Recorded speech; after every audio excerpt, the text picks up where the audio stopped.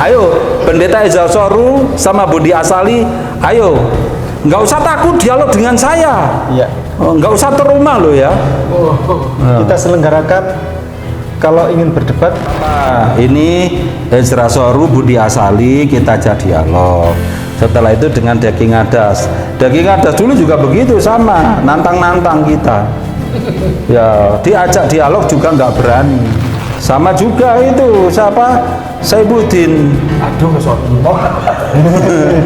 Dulu itu diajak dialog nggak berani. Katanya minta uang transport 25 juta, kita sanggupi tetap nggak berani.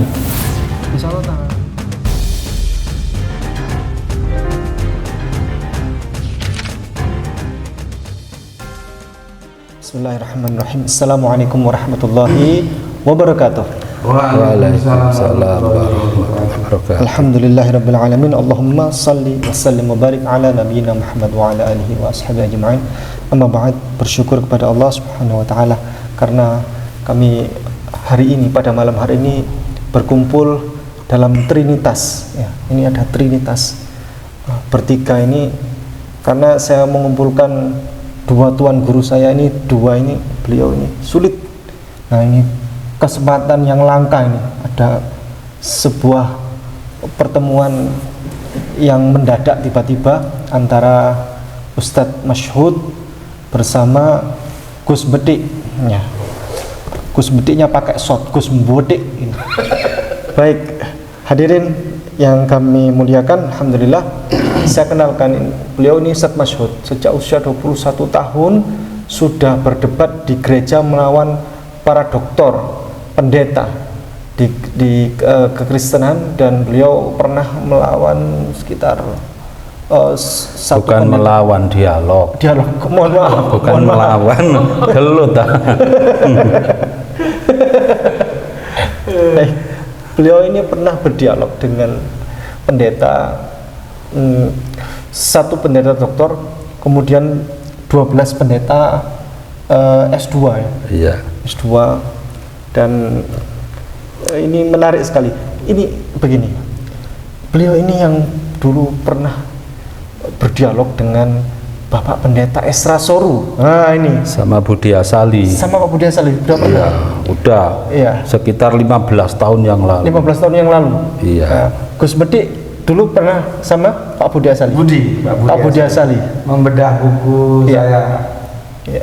Bible Menjanjikan Islam di Unibrod.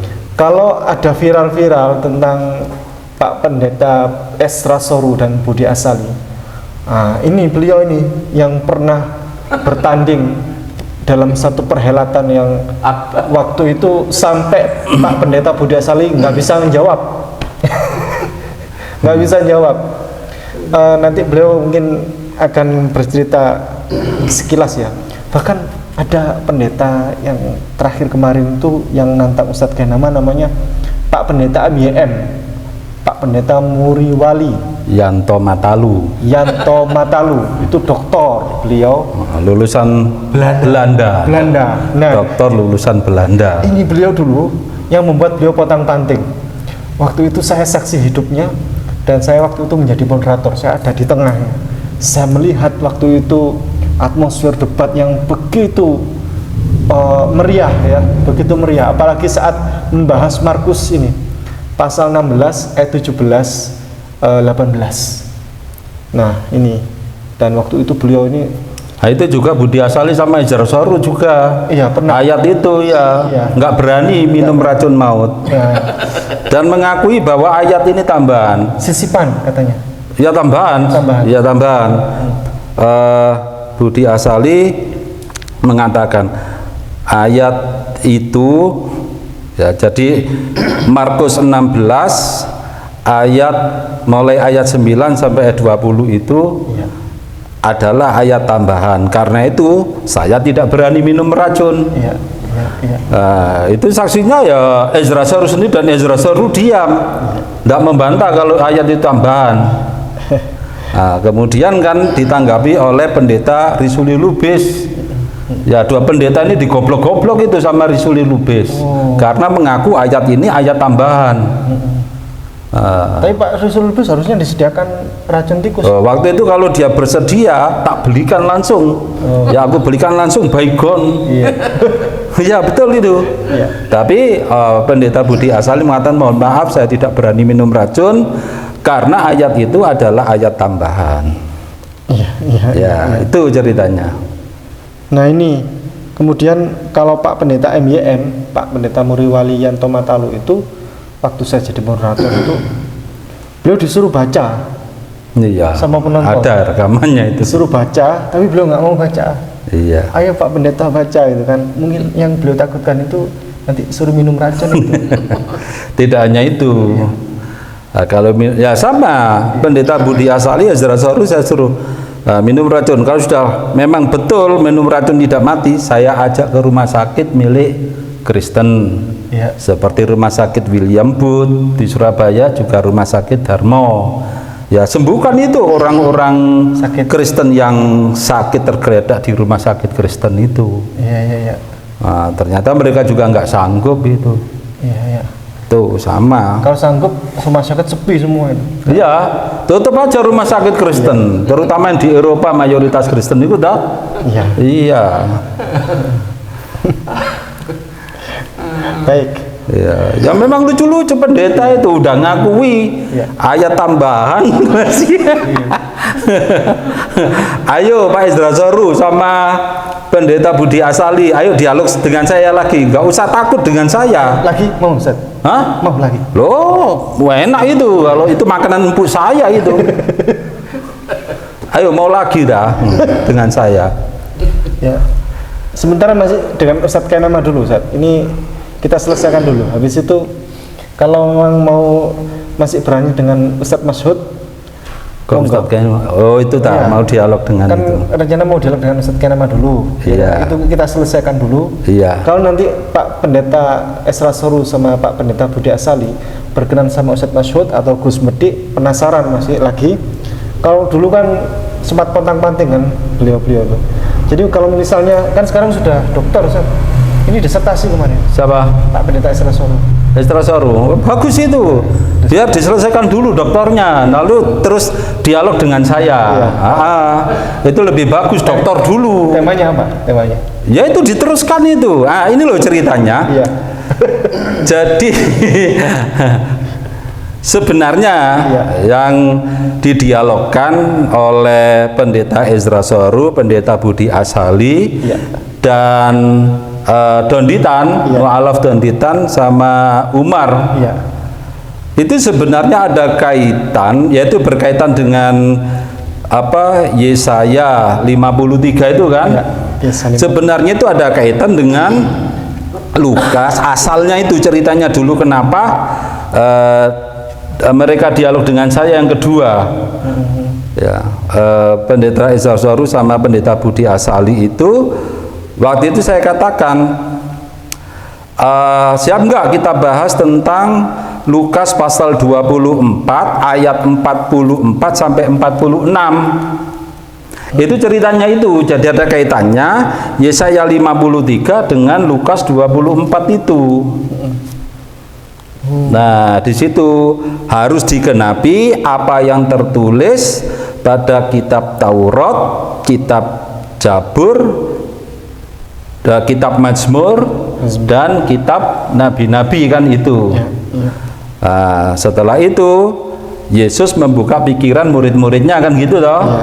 Lalu Yesus mengatakan, apa yang harus digenapi itu, yaitu katanya yang tertulis dalam Taurat satu, kitab nabi-nabi dan kitab Mazmur. Apa yang tertulis? Mesias harus menderita, bangkit dari antara orang mati pada hari ketiga. Katanya tertulis di dalam kitab Taurat. Lah cari itu dalam kitab Taurat sampai kiamat nggak akan ketemu. Nah, terus Pendeta Budi Asali itu membuat makalah. Memang saya cari, saya buka makalahnya, mana yang tertulis dalam Taurat, nggak ada. Dan dia memang memakai pada kitab Yunus. Yunus yang berada dalam perut ikan selama 3 hari 3 malam, katanya itu anti tipenya. Oke, tak biarkan aja. Padahal ini kan tidak meramalkan cerita Yunus dalam perut ikan, kan bukan meramalkan Yesus dalam kubur kan. Nah, terus dia pakai Yesaya pasal 53 mulai pasal 53 ayat 10 dan seterusnya itu. Memang itu untuk Mesias. Mesias itu siapa? Mesias itu dalam konsep Yahudi itu memang tidak hanya malah Yesus ditolak sebagai Mesias. Non Yahudi juga yang menyelamatkan orang-orang Yahudi seperti Raja Kores atau Sirus, Raja Persia kan. 50 tahun setelah orang-orang Yahudi berada di pengasingan Babel itu, mulai 50 tahun kemudian kerajaan Babilonia kan lemah, terus dikalahkan oleh Raja Kores dari Persia itu. Orang-orang Yahudi diperkenankan kembali ke Yerusalem. Lah, karena jasa baik oleh Raja Kores atau Sirus inilah, maka orang-orang Yahudi juga menamai Raja Kores ini Al-Masih. Lah, apa itu Al-Masih? Mesias atau Hamasyiah? Ya. Coba dibuka dalam buku-buku Yahudi itu. Ya, kita rangkum pengertiannya itu ada 5. 1. Raja. 2. Panglima perang. 3. Bapak bangsa atau tokoh agama. Terus 4 itu adalah sang pembebas bangsanya dari cengkeraman dan perbudakan bangsa asing. Nah, ternyata kriteria ini tidak masuk pada Yesus. Makanya Yesus disebut sebagai Mesias yang palsu. Bahkan Yesus dikatakan adalah anak jada, anak haram. Orang Yahudi yang bilang. Orang Yahudi bilang begitu. Bukan Ustadz Masyhur. Bukan saya. Nanti kayak Menachem Ali dituduh. Iya. Padahal yang bilang orang Yahudi. Orang Yahudi itu ya. Jadi nggak masuk pada Mesias yang diharapkan oleh Yahudi yang tertulis pada Yesaya 53 itu. Nabi Isa nggak masuk di situ sama sekali, ndak. Jadi kalau bilang Al-Masih, kesalahan kemarin itu Al-Masih selalu diidentikan dengan Yesus Kristus. Nah, yaitu. Padahal Al-Masih banyak. Al-Masih itu banyak, termasuk Yesaya juga dinamai oleh mereka Al-Masih. Dan bahkan ya sampai sekarang mengapa muncul Zionisme? Ya, Zionisme itu karena mereka menunggu kedatangan Al-Masih kok tidak datang-datang. Dalam teori politiknya, ya, jadi dari sisi politik nggak bisa ini. Pada akhirnya maka muncullah gerakan Zionisme itu. Ya. Makanya kemarin kan Netanyahu kan tanya waktu perang Israel kemarin kan tanya sama Rabbi, kan ada video kapan Mesias turun? Iya, itu kapan Mesias kaitannya itu? Iya. Ayo, kapan apa bisa dipercepat gitu? Bagaimana cara mempercepat ini? Iya. Jadi kalau kita membaca tulisan orang-orang Yahudi sendiri ya, Jacob Katz dalam bukunya Zionist Idea banyak mesianisme. Sayangnya tadi saya nggak tahu kalau diajak begini. Kalau tahu gitu tak tunjukkan kitab-kitabnya itu. Ya, kitab-kitab Zionis. Satu peti. Iya. Mau buku berapa? Ya. Enggak apa-apa, 1 truk itu bisa, masalah Zionis saja. Iya. Jadi Mesias dalam pandangan Yahudi sang pembebas bangsanya dari cengkeraman dan perbudakan bangsa asing. Itu bisa dibaca pada buku orang Yahudi sendiri, termasuk ya Max Aidimon dalam bukunya Jews, God and History. Kemudian Edward Gibbon dalam bukunya The Decline and the Fall of Roman Empire. Kemudian juga banyaklah, hampir semua, seperti Holy Blood and Holy Grail yang ditulis oleh Michael Bacon, Richard Leigh, dan Lynn Collins, yang kemudian dari buku ini muncul ide bagi Dan Brown untuk menulis buku yang berjudul novel The Da Vinci Code itu kan sebelum Da Vinci Code itu The Holy Blood and Holy Grail itu, yang juga di Messianic Legacy tulisannya 3 orang itu juga sama Michael Becker, Richard Lynn dan Lincoln itu. Banyak buku-buku yang menjelaskan tentang Mesias itu. Jadi Yesus nggak masuk dalam kriteria ini. Jadi versi orang Yahudi.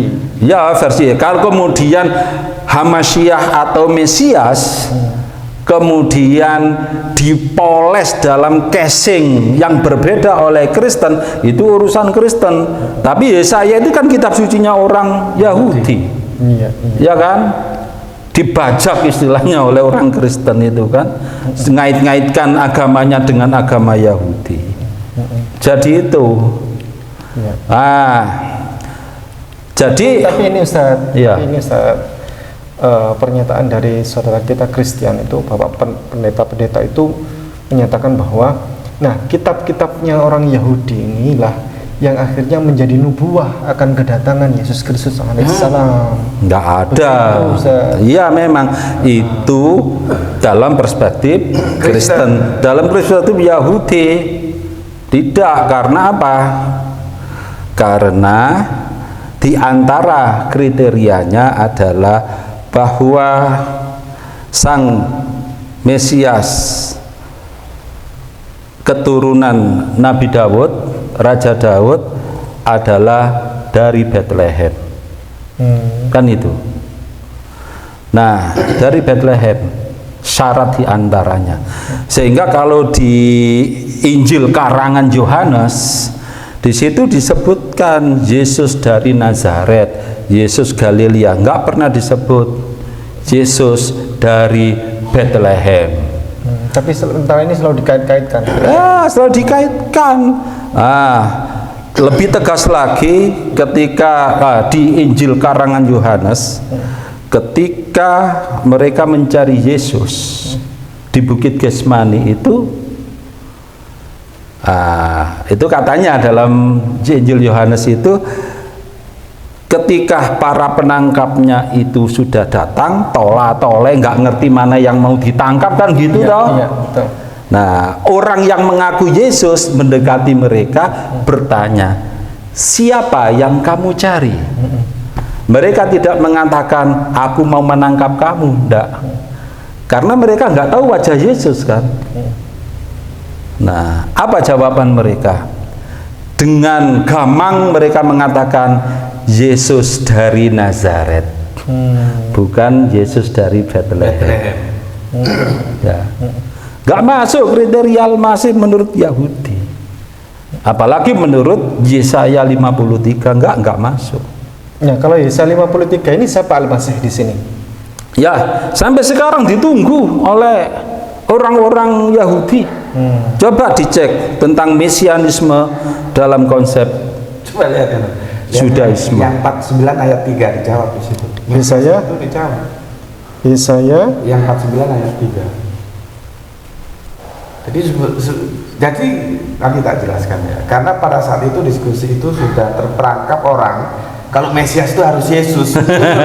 Ya itu. Karena targumnya si Yonatan itu memang muncul kata Mesias. Lah Mesias memang betul kan ditunggu itu Mesias. Iya.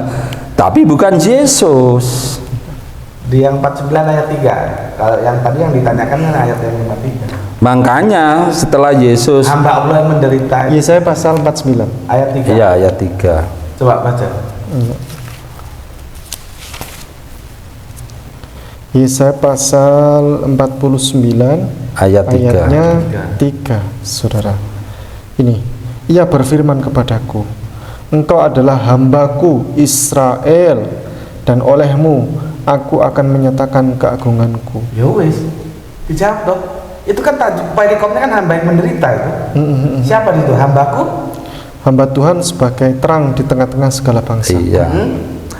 Hamba Tuhan ini. Iya, hamba Tuhan. Iya, siapa?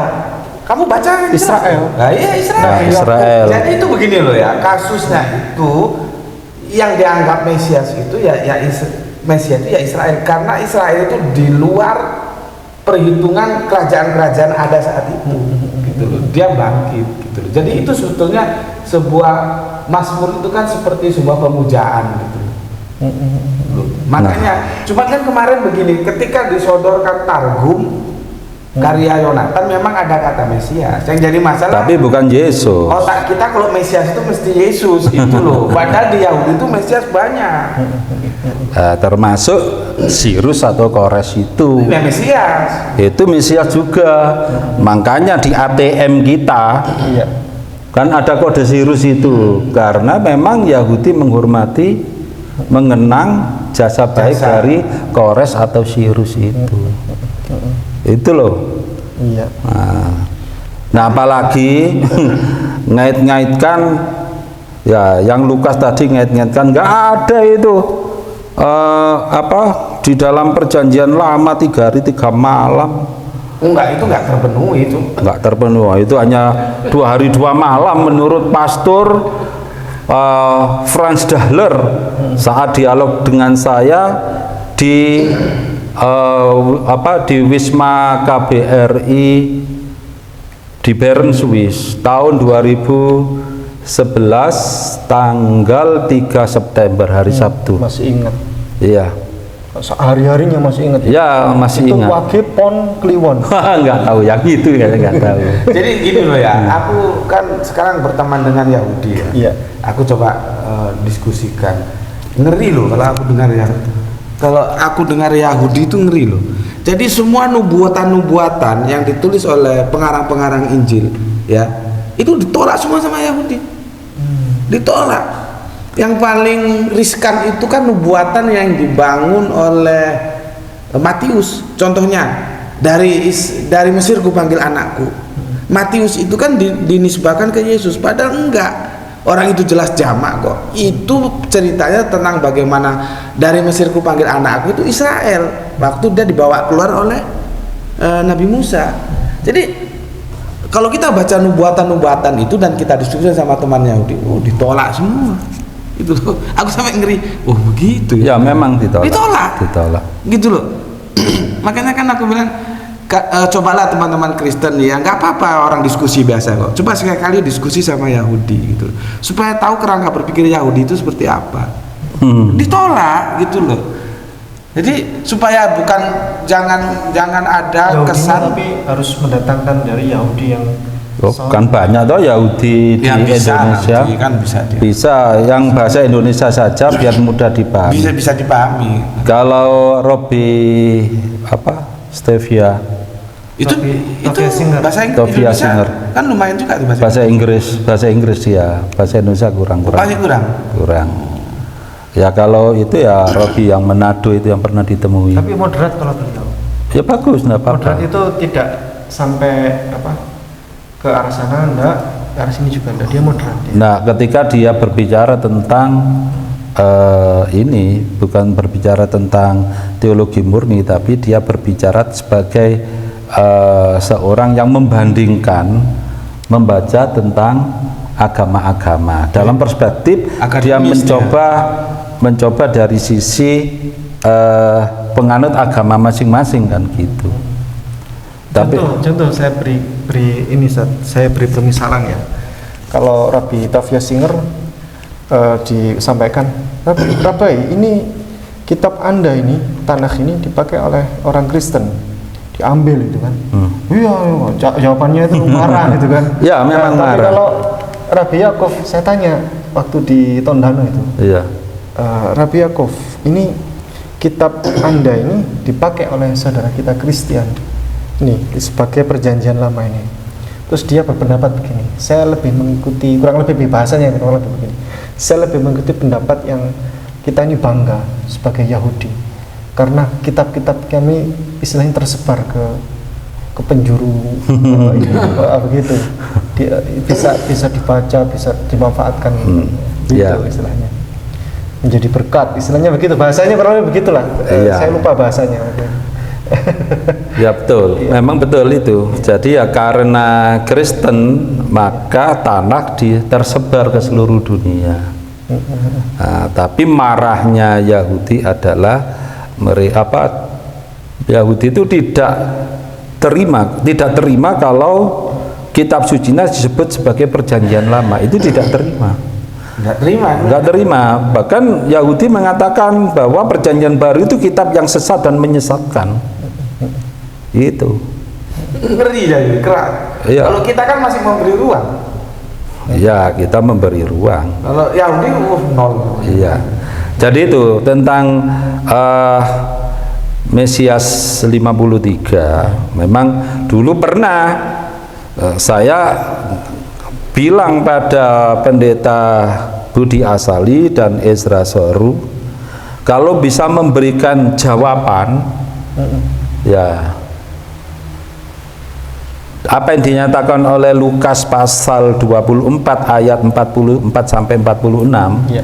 bahwa tertulis pada Taurat, Ya. kitab nabi-nabi dan kitab Mazmur, bahwa Mesias harus menderita bangkit dari antara orang mati pada hari ketiga.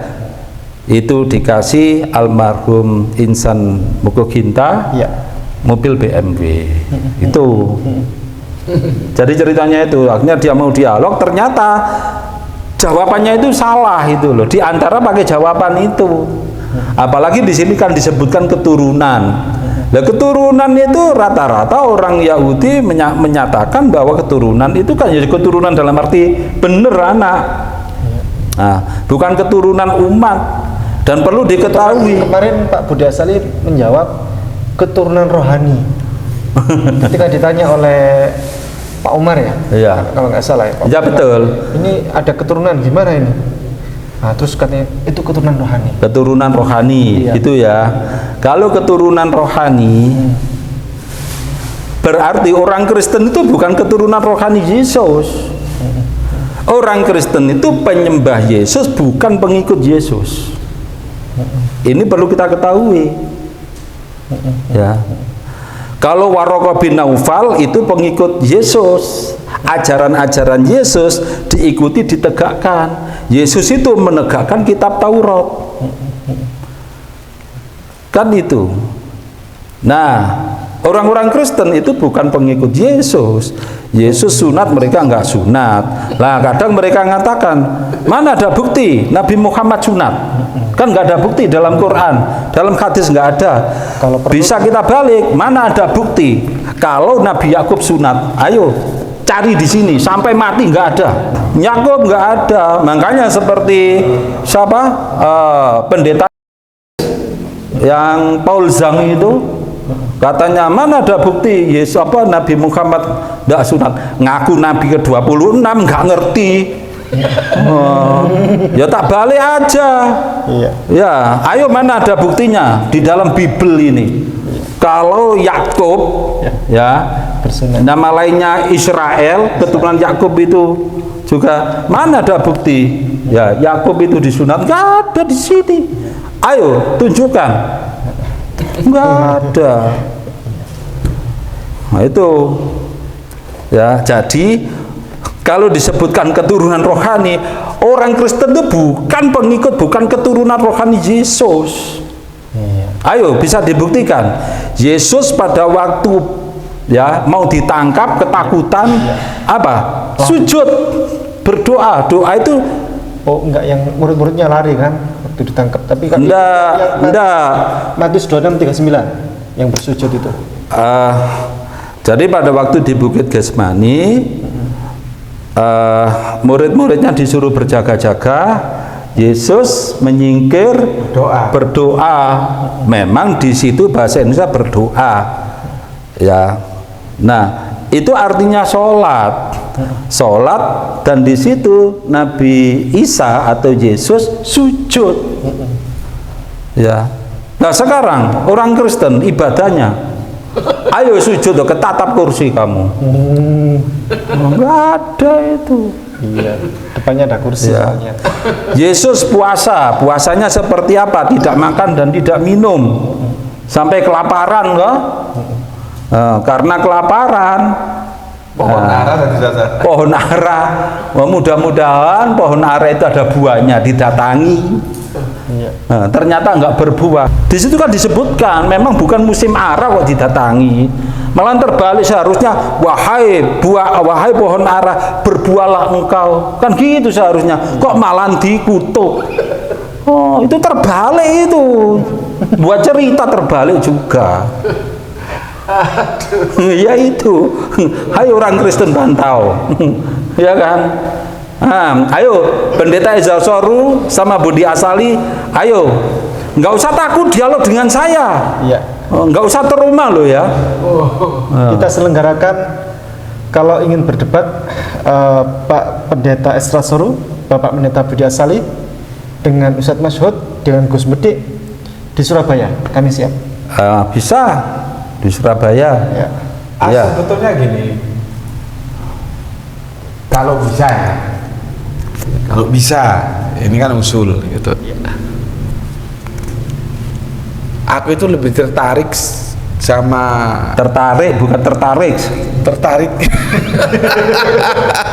Sebabnya ini dialeknya Samaria. Iya. Bukan Yehuda. Aku tuh lebih tertarik, sebetulnya sudah ditagih 2 kali tapi nggak ada jawaban, sama sekarang sudah profesor atau masih doktor, aku nggak tahu, yang rektor itu loh, sama Mas Daging Gadas. Oh iya ya itu. Sekalian itu Daging Gadas itu. Aku Lebih tertarik sama lebih tertarik ya, tapi dia sampai sekarang itu. belum ada. Dulu Ya. sudah sama aku kan sudah sempat tingkat proposal kan, gitu. Aku Sekarang gitu loh, Daging Gadas itu tinggalnya di mana? Apa di Balikpapan? di Batam ya.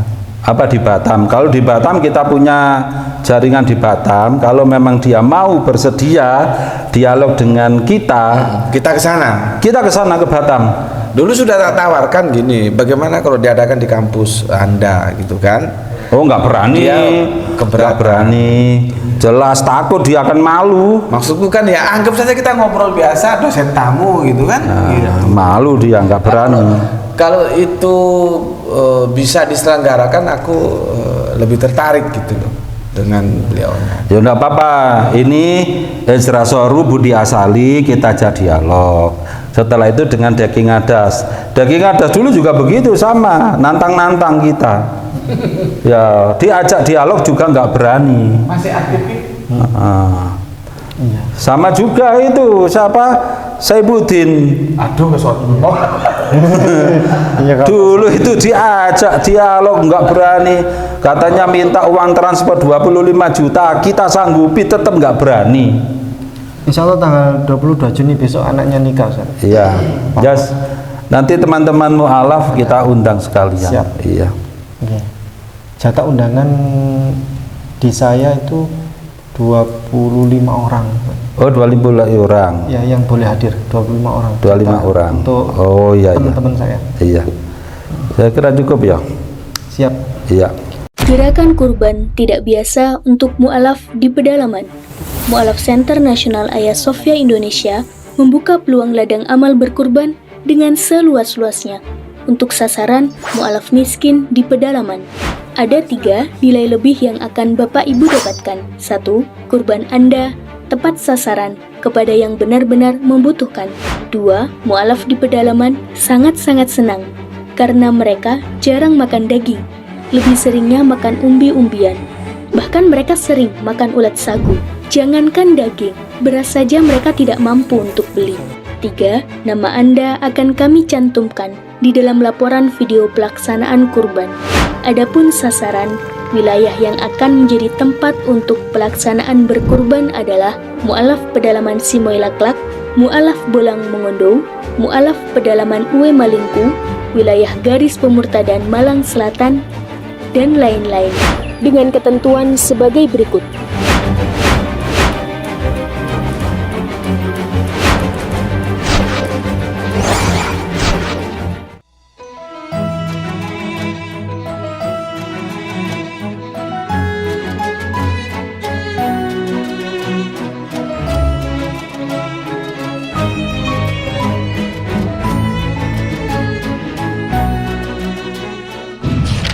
Setiap muslim harus memiliki bekal ilmu kristologi untuk membentengi diri dan keluarga serta untuk berdakwah. Anda ingin jadi kristolog handal? Atau Anda ingin memiliki ilmu kristologi? Kunjungi kristologinews.com, pusat karya monumental Ustadz Insan LS Mokoginta.